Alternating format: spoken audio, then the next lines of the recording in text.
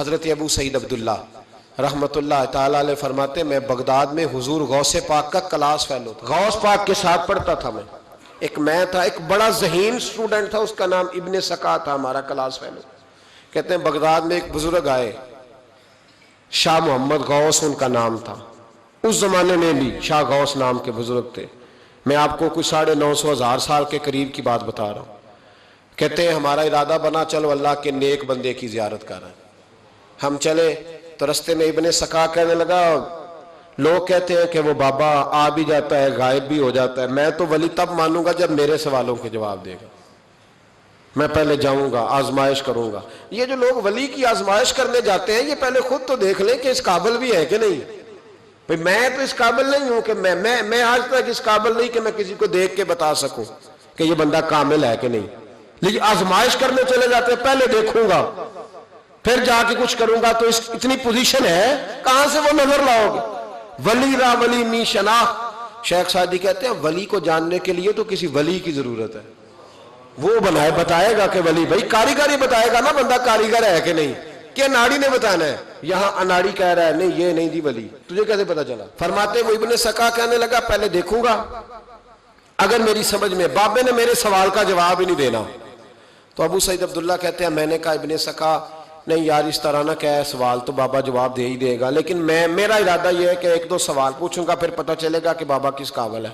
کہتے ہیں ہم دونوں باتیں کرتے رہے، حضور عبد القادر جیلانی اسٹوڈنٹ تھے اس زمانے میں، چپ رہے۔ ہم نے کہا کہ آپ کیا کریں گے؟ کہنے لگے میں نے نہیں سوال کرنا، میں امتحان لینے نہیں جا رہا، میں تو اللہ کے بندے کا دیدار کرنے جا رہا ہوں، تو زیارت کرنے جا رہا ہوں رب کا بندہ سمجھ کے، حضور کا غلام سمجھ کے جا رہا ہوں، میں کوئی امتحان لینے جا رہا ہوں، نہ بھی بابا سوالوں کا جواب دے تو مجھے انشاءاللہ اللہ کا بندے کے دیدار کا ثواب مل جائے گا، میں جا رہا ہوں، میں نہیں تمہارے رٹے میں جاتا۔ کہتے ہیں ہم تینوں پہنچ گئے، جب ہم اندر گئے تو بابا جی اپنی نشست پہ کوئی نہیں تھے، وہ چل کے نہیں آئے، اچانک ہم نے آنکھ جھپکی تو بابا جی ہمارے سامنے موجود تھے، سلام لی تو وہ تو جلال میں آ گئے، کہنے لگے ابن سکا تو کہتا تھا کہ بابا کو سوالوں کا جواب نہیں آئے گا، جا میں تیرے اندر کفر کی بو محسوس کر رہا ہوں۔ دیکھیں بزرگوں کے یہ نہیں کہا تو کافر ہو گیا، فتویٰ نہیں جڑا، کفر کی بو آتی ہے تیرے اندر سے۔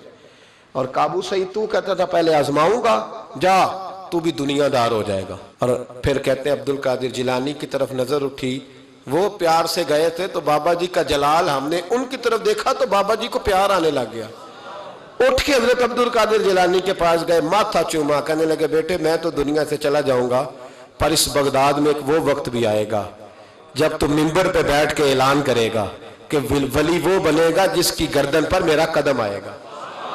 تو نے یہ پیار کیا میرے ساتھ؟ فرمایا بیٹا میں جب تک رہوں گا تیرے لیے دعا کروں گا۔ حضرت ابو سعید عبداللہ کے پھر ایک وقت آیا کہ ابن سکا بہت بڑا عالم بن گیا، پر علم پڑھے دا مان نہ کریے، مت تاکھی میں پڑھیا، او جبار کہار صداوے، متے روڑ دیویں دودھ کڑیا۔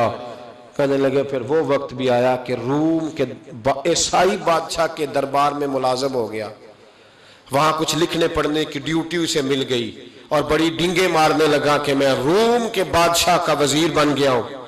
پھر ایک وقت وہ آیا کہ روم کے عیسائی بادشاہ کی لڑکی پر عاشق ہو گیا، کہنے لگا میرا نکاح کر دو، تو بادشاہ کہنے لگا تو عیسائی ہو جا میں کر دوں گا۔ کہنے لگے پھر وہ عیسائی ہوا، پھر ہم نے اس کی وہ حالت دیکھی کہ اس کے منہ میں کیڑے جاتے تھے، اس کے ناک سے نکلتے تھے۔ کیوں؟ بخاری مسلم کی متواتر درجے کی حدیث، رسول پاک علیہ السلام فرماتے ہیں کہ رب فرماتا ہے من عاد لی ولیا فقد آذنت بالحرب، اللہ فرماتے ہیں جس نے میرے ولی سے دشمنی کی میرا اس کے خلاف اعلان جنگ ہے۔ تو جس سے اللہ جان کرے، یہ بخاری مسلم ہے متواتر درجے، اللہ جان کرے وہ مقابلہ کر سکتا ہے۔ لوگوں نے بغض پالے ہوئے اولیاء اللہ کے، بغض پالے اور پھر کہتے ہیں بچ جائے، اور دیکھو دنیا دے کے یہ وہ کہتا ہے میرے پاس بڑا مال آ گیا، فرمایا کافر ہو کے مرا جب دنیا سے گیا، کافر ہو۔ اور ابو سعید عبداللہ کہتے ہیں مجھے بھی یمن کے بادشاہ نے وزیر بنا لیا، دولت میرے کانوں تک آ گئی، میرے بچے لاکھوں میں کھیلتے ہیں، پر میں منتیں کرتا ہوں کوئی فجر کے لیے بھی نہیں اٹھتا۔ کہنے لگا اس طرح کی میری پوزیشن بن گئی کہ دنیا ہی دنیا رہ گئی، لیکن درد رخصت ہو گیا۔ کہتے ہیں ہم اس کیفیت میں تھے تو اچانک بغداد میں اعلان ہوا کہ غوث پاک جیلانی کا منبر اتنا بڑا ہو گیا ہے کہ دور دور سے زمانہ آتا ہے. اور پھر میں نے اپنے کانوں سے سنا, انہوں نے اعلان کیا بھئی ولی وہ بنے گا جس کی گردن پر میرا قدم آئے گا. تو لوگ کہنے لگے یہ کیا ہے؟ میں نے کہا یہ ولیوں کی محبت کا نتیجہ, یہ نیک بندوں کی محبت کا نتیجہ ہے, رزلٹ.